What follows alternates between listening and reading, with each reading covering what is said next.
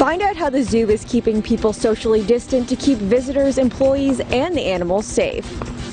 And controversy outside City Hall. A local group aimed at bringing social justice reform drew a mural on the sidewalk, but the mayor says no one asked the city if they could do that. And carnivals and cats, this mixture bringing a large crowd to the Erie Humane Society this afternoon. We'll take you there. Live in high definition from your news leader, this is Jet 24 Action News at 11. Good evening, I'm Brian Wilk. Well, the gates are open and the lions, tigers, and bears are ready to see you. It's opening weekend at the Erie Zoo. Now, despite some safety precautions, people are still eager to visit the animals. Chelsea Swift has our report. The Erie Zoo opening in the green phase, one employee explaining the new one-way path through the zoo. We are asking everybody to socially distance themselves as they go. We have volunteers spread throughout helping everybody keep on the right pathway. One family of regular zoo goers saying they're happy to be back. We're here with my parents who took me here all the time when I was a kid, so it's really cool to be able to come back with my daughter. And we would go like every day that we could last summer, rain or shine. We've been members here the last few years. This week the zoo is open for members only, but starting July 3rd, it will be open to the public. You just have to make an appointment online. Everybody has been having a great time. They've missed the animals. Everybody has such a connection with their favorite animals, and everybody's been smiling faces even through their masks. Adding about 600 visitors came to the zoo on opening day. One visitor saying it's a great place to support and bring her children to. It's wonderful to be able to get out and support the zoo. We love to support local attractions and everything and see the animals for a while. And it's good to get them out and feel like a little bit of normalcy in the world.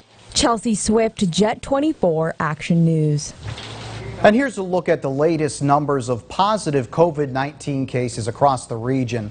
According to the Pennsylvania Department of Health, there were 621 additional cases of COVID-19 reported, bringing the total to nearly 85,000. In addition, there were 24 new deaths, bringing that total to 6,603. Here in Erie County, the County Department of Health reporting the total number of positive COVID-19 cases to 572. Crawford County reporting 51 cases tonight. Warren County is still reporting 5 cases. Chautauqua County, New York reporting 127. And Ashtabula County, Ohio, reporting 412. And 5 months after the first case of coronavirus was diagnosed in the U.S., the nation is facing its highest number of infections. Now, a handful of states are posting their largest single-day numbers. Whitney Wild has more. Florida, Georgia, Idaho, Tennessee, and Utah. On Friday, these 5 states recorded their highest single-day coronavirus infection numbers since the pandemic began. And Saturday, Florida reported 9,585 new cases, topping the previous record set the day before. Now mayors in the state announcing several popular beaches will be closed for the 4th of July weekend. We expected huge crowds to be at the beach. It would have been very hard for us to control our social distancing and having people abide by the rules. We don't want a spike on top of a spike. Nationwide, 32 states saw surges in case numbers over the past 7 days. This has pushed 11 states to make the tough decision to pause or roll back their reopening. If I could go back and redo anything, it probably would have been to slow down the opening of bars. People go to bars to get close and to drink and to socialize. And that's the kind of thing that stokes the spread of the coronavirus. And according to a new antibody survey by the Centers for Disease Control and Prevention, the actual number of those infected could be 6 to 24 times greater than previously thought. Medical experts say they're not surprised. We're still at a point where we're not able to get tests to every single person that we would like to in our emergency departments around the country. In Washington, Whitney Wild, Jet 24 Action News. And yesterday, the group Erie Equal drew a mural on the sidewalk outside of City Hall along South Park Road. Now, the mural said, "Defund the police, invest in community." However, early this morning, city officials removed the mural. Erie Mayor Joe Schember said, quote, "No one spoke to City Hall concerning the mural. Public property is not a place to express political views with painting," end quote.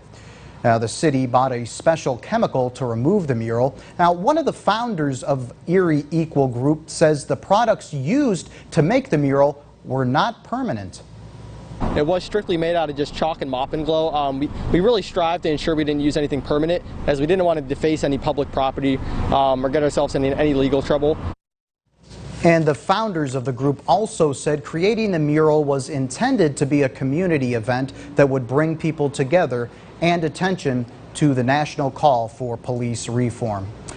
And when you combine cats and a carnival theme, you come up with a wonderful combination, all for a great cause. It's good news tonight at 11. The Erie Humane Society hosted their first cat carnival Saturday. Dozens of people stepped right up under the big top to check out over 200 cats that are looking for a new home. Now, the executive director says there was a lot of excitement over today's event. People have been super positive about it, super excited. We have a lot of excited kiddos coming in, so it's been a really nice kind of uplifting event moving into green phase for our pets. And to find out how you can help the Erie Humane Society, there's a link on our website, yourerie.com. And going once, twice, sold. WQLN wrapped up its annual Great TV auction tonight. From snowblowers to wellness packages, the auction gives WQLN's donors the chance to get new customers and visitors as the auction reaches thousands of households in the area. Now, the first WQLN auction was back in 1969. The reason was to cover programming costs. Now, WQLN President Tom New, you just saw him, says it's still a big fundraiser to cover programming costs on their 4 TV stations and their radio station. Normally this room is just filled with lots of volunteers. During a typical auction, we'll have as many as 200 volunteers in the building. This year we've cut it way down, and we're also having people bid online more often. And I had the honor of co-hosting this event with Craig Flint. And coming up on Jet 24 Action News, cities across the country continuing protests weeks after the death of George Floyd, all demanding justice. We'll have that story after a look at Craig's forecast. Hey, Craig. Hey, they had a lot of good stuff over there at the auction earlier tonight. A lot of fun. Hey, some great looking weather. Can't wait to show you this forecast, so stay right there. Don't go to bed. Your news leader. You're watching Brian Wilk, meteorologist Craig Flint, and Mike